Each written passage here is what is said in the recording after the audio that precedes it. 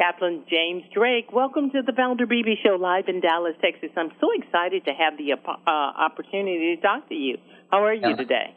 Likewise, you're the first Valder I've ever met. Very cool name. If you go to Holland, you'll run into more. Okay. Thank you so much for saying that. I appreciate that. Okay, so you're here to talk about spirituality, but I know you're a chaplain in the U.S. Army. What do those two have in common? Well, hopefully a lot. My job is to bring soldiers to God and God to soldiers. And right now, we got a lot of young soldiers who are asking some really important questions. And this spiritual journey that they're going on is keeping us chaplains very, very busy. Why are they interested in spirituality? And we're talking about this, I guess this is the Gen Z, millennials, something like that? More so the Gen Z. They're a very unique generation for a lot of different reasons. Obviously, COVID had a tremendous impact in their careers and in just their school experience. And so it just kind of shook things up a little bit. And furthermore, they are a digital generation. So they are very connected digitally. But here's the crazy thing. They're also expressing some of the highest rates of feelings of loneliness and isolation that we see of any generation. So imagine that, being incredibly connected, but still feeling alone. And I think in large part, that's why they're asking these big questions. You know, why am I here? What really matters? And so it's taking them down this spiritually curious path. And what they're encountering and finding is faith. And I'll tell you, as a chaplain, when my soldiers find faith, they usually find what they need to face anything in their life. And that's why this conversation is so important. They're asking these questions to, I'm assuming, the chaplain, but in the outside world, in society, people aren't going to church anymore. Is that reflected in them? Are they doing one-on-one with the chaplain, or are they going to chapel services? How are they doing this? You know, that is a great question. It's interesting, you know, it seems like in the millennial generation, we saw a rise in the nuns, which is what you noted earlier.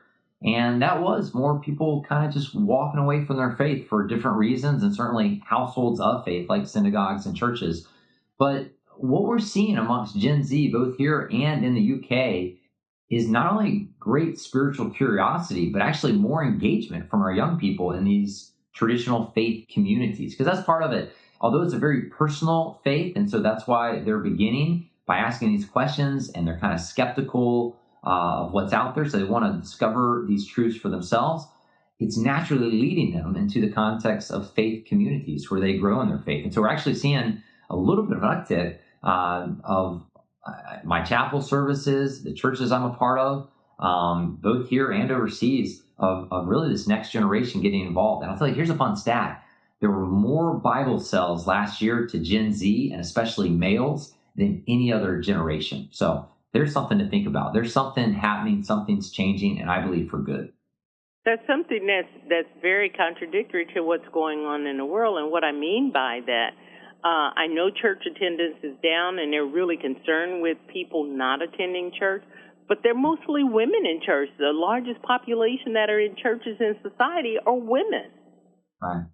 Yeah. So, you know, women have, well, one, I married a wonderful woman. She's just a better person than me. And I don't know, our women just, they seem to really have a heart for caring and nurturing and what's really in the best interest of their community. And so in large part, they see faith and these religious institutions as really a bedrock foundation that improves the community for everyone.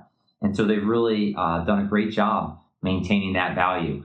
But what we're seeing, again, is interesting amongst our young men. There's an uptick in the Bible and engagement back into these faith communities. So I think as time progresses, you're going to see, in my hope and prayer, more and more men getting involved, stepping up, and sharing these leadership responsibilities in these households of faith. So could I say very boldly that the U.S. Army is incubating these believers to let them loose on society one day? Well, I tell you what, the Army does a great job of raising up leaders. And so anybody who wants to, find a great future, let it start with the Army. They're going to equip you to lead, to serve on a team. They're going to give you a ton of career opportunities. But what you're seeing is true, not only professionally, but also spiritually. And here's why. The Army's come up with their holistic health and fitness doctrines, and it recognizes that all of our soldiers are multifaceted. There's an emotional part, there's a physical part of their life, there's a mental part, and there's a spiritual part. And so when one aspect of their life is off, it's going to adversely affect every aspect of their life. But the opposite is also true. If they are doing well, let's say spiritually, and they know their why, my goodness, that is going to positively impact every aspect of their life. And so as the Army really supports our young soldiers in every aspect of their life, the indirect result is, yes, we're producing better leaders that are also more spiritual in their engagement with the world around them. And so hopefully it's going to change things for good.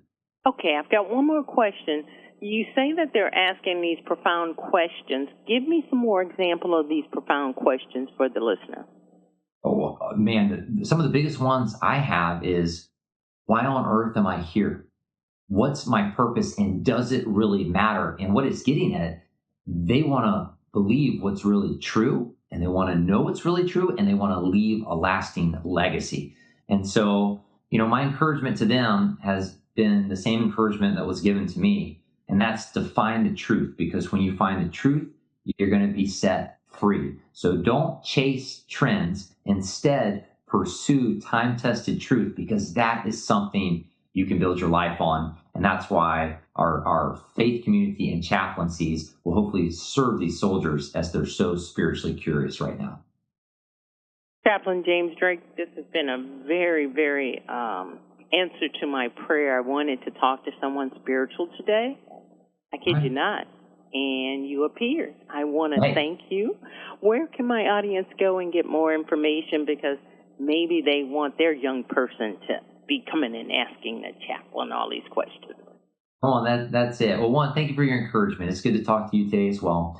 I would encourage any and everyone to go to goarmy.com. And there they're going to find not just a website, but literally a portal into incredible opportunities for them. And in the words of the Army, perhaps become all they can be. Well, you're all that you can be, and as my kids say, and a bag of chips too. How about that?